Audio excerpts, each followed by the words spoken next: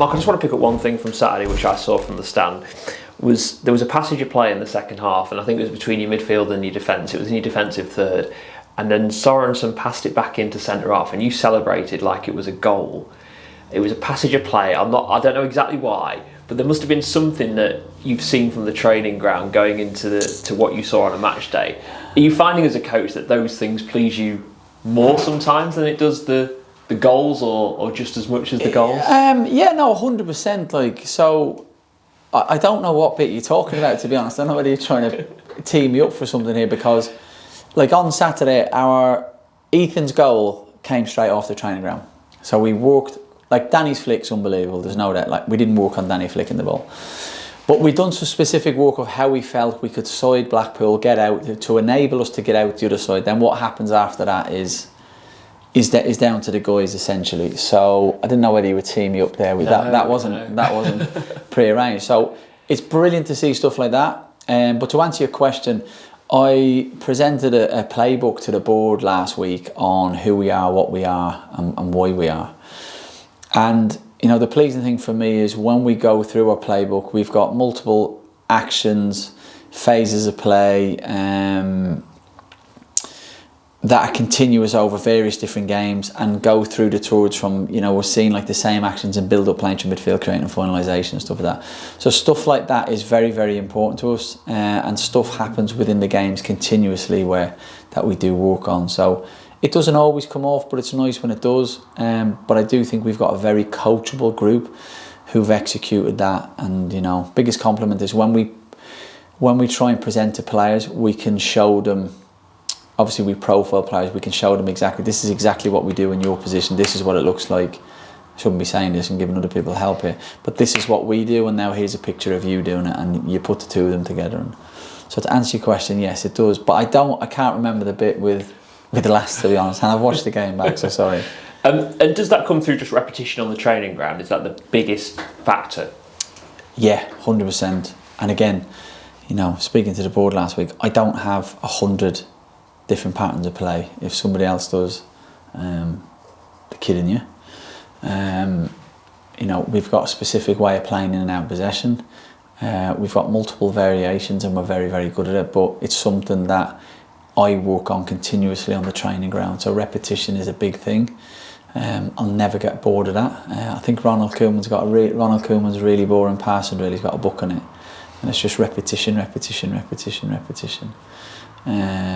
So yeah, it's something we're big on. I'm not embarrassed to say it, but everything we do is built around their shape. Doesn't matter what we do, everything's got a principle to play. Even if it's just a game related possession, it always revolves around their principle to play. How do you go about beating a Premier League side tomorrow night? Very difficult, very hard.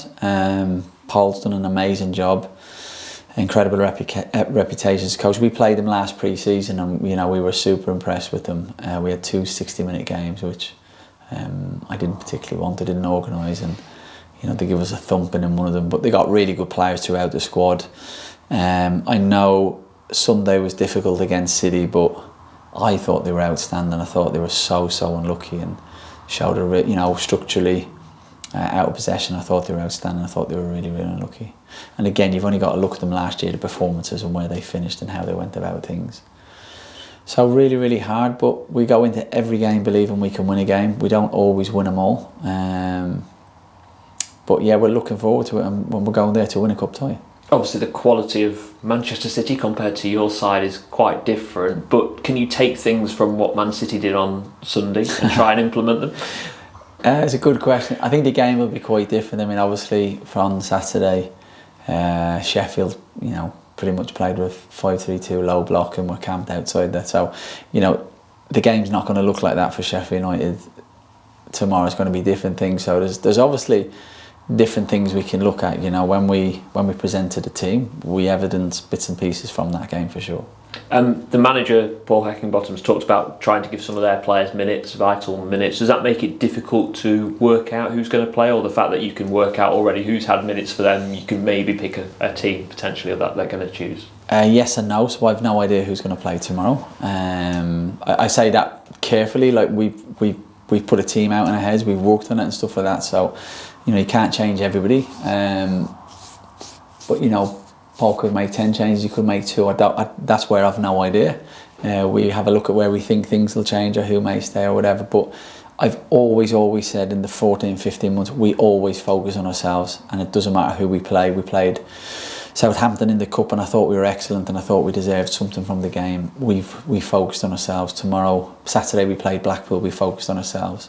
Tomorrow we play Sheffield, we focus on ourselves whilst doing our due diligence on the opposition for sure.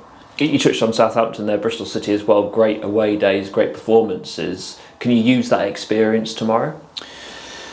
Not something I talked about. We kind of build on who we are and what we've done. We've been together on the whole for 15 months, and as you talked about earlier on about repetition of what we do, we've got a clear identity. Been really talking this year a lot on roles and responsibilities, and everybody's a clear understanding of who we are and what we are and their roles and responsibilities in the team. So as much as we take heart from the other cup games, it's a continuation of what we've been doing for what I see as quite a long time now. And I sort of saw it and I was like, football and learning.